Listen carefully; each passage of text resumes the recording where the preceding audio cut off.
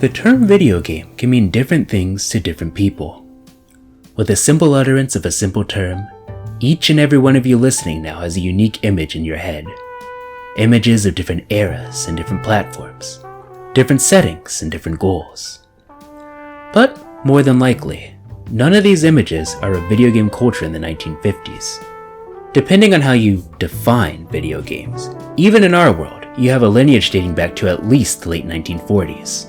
But these were primitive things. Simple beams of light that required a large amount of patience and an even larger imagination.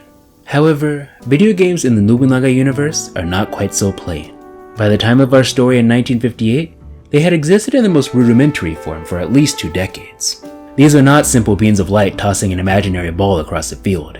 These are complex games, perhaps not unlike something you might have come across in our own world in the early to mid 1980s. While we could go on for hours about the full history of video games in the Nobunaga Universe, we will naturally focus our attention on video game culture in Japan during this time. Video game culture in Japan is a bit different from the rest of the world. By the time that video games had first come to life in their birthplace of the United Kingdom, Japan was in the midst of the Second Sino-Japanese War. The nation had no time for such trivialities. Not only that, but it was a very poor nation. It was no industrial giant, and outside of the war effort, what little manufacturing it did do was for cheap trinkets and toys that would make their way into the international market. It was not until after the Second World War that things truly began. By the late 1940s, video game arcades sprang up all over the United States, and with the occupation, they eventually made their way to Japan, where they were colloquially referred to as light games. In 1948, the first video game arcade store opened in Tokyo. This arcade was called Yoshi's Yo-Yo Land, founded by American GI Fred Cinnabon. Yoshi was a common nickname that many Japanese men used while in the United States, as it was easy to pronounce by the general public. The yo-yo came from the toy that had become quite popular with Japanese children.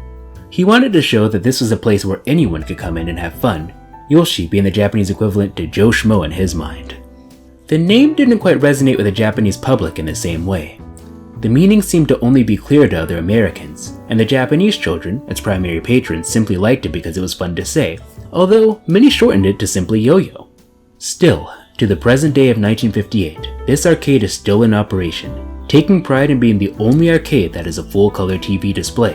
Unlike the United States and most of Europe, who have mostly been moving to color television, Japan still primarily uses black and white televisions, as they are cheaper and more readily available. A limitation brought about by a country whose economy is still recovering from decades of brutal warfare. This limitation has led to a very unique gaming culture in Japan, with many developers taking particular advantage of this unique contrast. This contrast allowed for something darker and grittier, which has become very popular with the disillusioned post-war generation. To them, these arcades are their safe haven. They can make friends, build communities, and find ways to deal with the harsh realities of the city that they live in. It is said that while the history of video games in Japan began in 1948, the history of Japanese video games began on November 7, 1949. This is when one man, a certain Tobashi Momori, first walked into Yoshi's Yo-Yo Land. Tobashi was here on a mission. He was one of the first employees for Shiratora Industries, which at the time was still a local TV repair shop.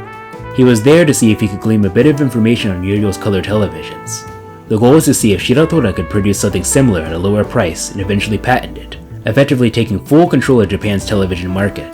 What Tobashi found simply blew his mind away. He had never played a video game before, but he was quickly impressed by the graphics and fast-paced gameplay. He walked in at 2 p.m., and he didn't leave until the owner forced him out at its 11 p.m. closing time. It was fate. Now at age 29, young and ambitious but with a tinge of wisdom to him, Tobashi had a new dream. While continuing his job at Shiratora, he secretly founded his new gaming company, Pachi Pachi Tobashi. He researched gaming trends in Tokyo. What he found was that the arcade scene was already too competitive to get a real grip in, but the gaming sphere outside of the arcade was more or less untouched. He thought that creating something on the go would be perfect for Tokyo's primarily pedestrian population. In 1951, after 2 years of research and development, he released his debut console, the Amusant, French for entertaining or amusing. Tobashi thought that using a French word would sound extra exotic to the Japanese public and grab their attention. It was an instant success. People could now make their commute to work or school just a bit less dreary with this new device. What was especially popular was its flagship title, the Lumiere Triplets. Set in late 19th century Paris, the Lumiere Triplets is a platform in which the players take control of his titular siblings. Players could choose between the strong and mature Odile, the rowdy and carefree Maximilian, a mechanic by trade, or the sweet and timid Marie, Players could also use a special cable to connect their devices and do cooperative play. Tobashi soon quit his job at Shiratora and became a full-time video game developer. Soon enough, cheap knockoffs of the Amizant flooded the market, but everyone knew what to buy if they wanted quality. 7 years on the market, the Amizant is still going strong. Tobashi has even hinted at a successor console, something much more powerful, capable of even emulating the graphical experience of the arcade. Fans have been waiting with bated breath. With as commonplace as video games are in Japan, it is hard to imagine that just 10 short years ago, they were barely much of anything at all. This isn't a reflection of video games, but of technology as a whole in a changing world. Companies like Pachi Pachi Tobashi and Shiratora are very powerful in their respective fields, but they are not entirely unique. What will the city look like in 10 more years, one has to wonder. Will there be anything left of the old city? Maybe not. Perhaps that's for the best. But if everyone forgets, aren't they more likely to repeat their mistakes?